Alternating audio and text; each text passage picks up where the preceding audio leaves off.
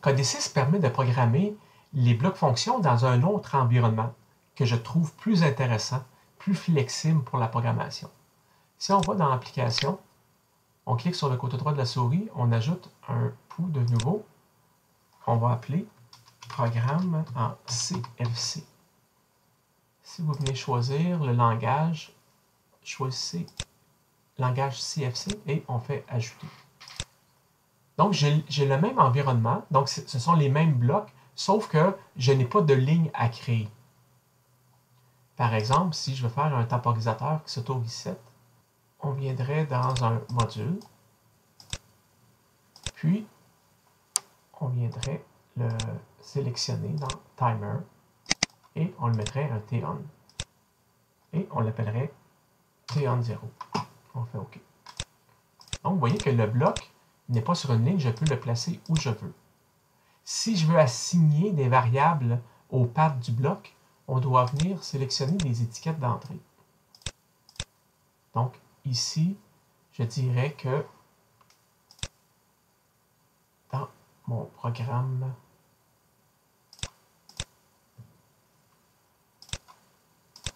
donc je veux que ce soit la path, ma path de sortie qui vient resetter mon temporisateur. Donc, je le relie. Pour le relier, si j'efface ma ligne, je suis venu à mon point de départ et je tire mon fil, je relâche ma souris à la patte d'arrivée. Ici, j'ai besoin de l'inverser. Donc, je sélectionne à l'endroit où je vais mettre une petite boule et la boule signifie une inversion. J'insère un nouveau bloc ici. J'ai dit que ça va être T dièse 1000 ms par exemple. Donc, une seconde. Je déplace mon bloc un peu. Je viens l'assigner à la patte. Pour les sorties du bloc, j'utilise les étiquettes de sortie. Donc, par exemple, ici, je pourrais dire valeur tempo.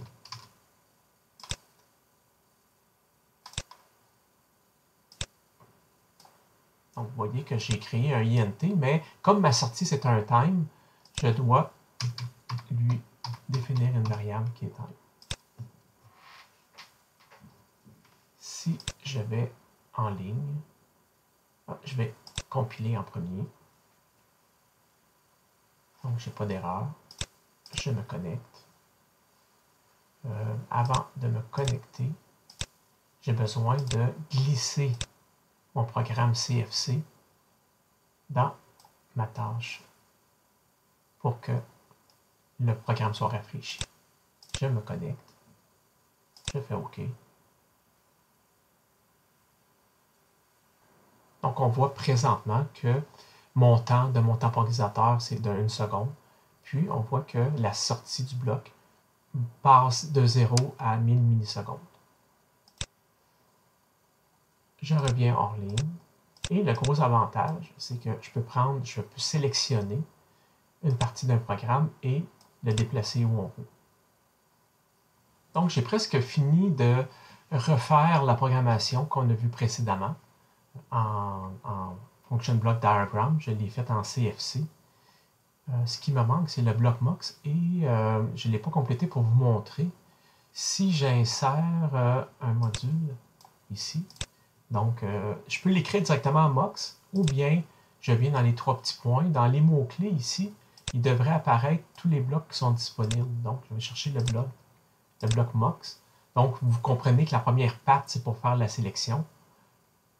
Et j'ai besoin d'ajouter 2 autres pattes. Je clique sur le côté droit de la souris.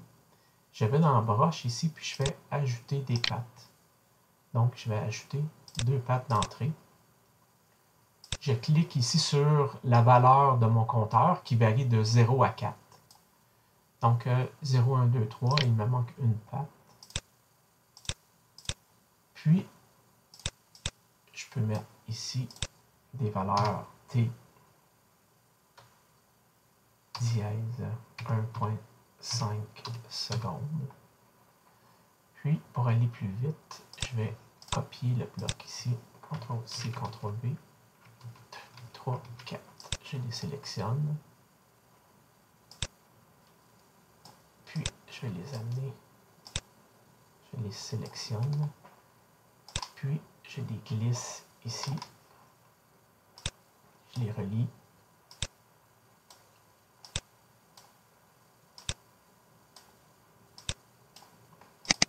Donc ici, je vais dire que c'est 2.5, 3.5, 4.5 et puis 5.5. Puis, je vais transférer ça dans un bloc de sortie que je viens relier. Puis, je dis c'est temps de chauffage que j'écris comme étant un time. Je vais aller effacer le programme FBD ici, supprimer. Je viens dans créer, je compile, je vérifie qu'il n'y a pas de défaut, donc on me dit qu'il n'y a pas d'erreur. Je me connecte et je transfère le programme. Donc vous voyez que présentement, j'ai clignote qui clignote.